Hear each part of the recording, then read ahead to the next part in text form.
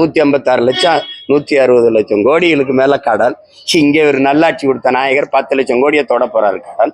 கடங்கார பைய நாட்டுல நான் ஒரு கடங்காரன், நீ ஒரு கடங்காரன். இதுல வளர்ச்சி, டெவலப்பு, நல்லாட்சி இதெல்லாம் என்ன இருக்கு? வெறும் சொல்லாட்சி மட்டும்தான்.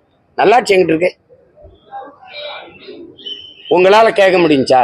நாட்டு பாதுகாப்புக்கு எல்லையில் நின்று போராடி செத்த ராணுவ வீரன் உடல் இந்த மண்ணுக்கு வரும்போது என்ன அந்த நாட்டு வீட்டுக்கு மத்திய மாநில அரசுகள் எவ்வளவு நிதி உதவி கொடுத்தது? கள்ளச்சாராயம் குடிச்சு செத்தவன் வீட்டுக்கு எவ்வளவு நிதி உதவி கொடுத்தது?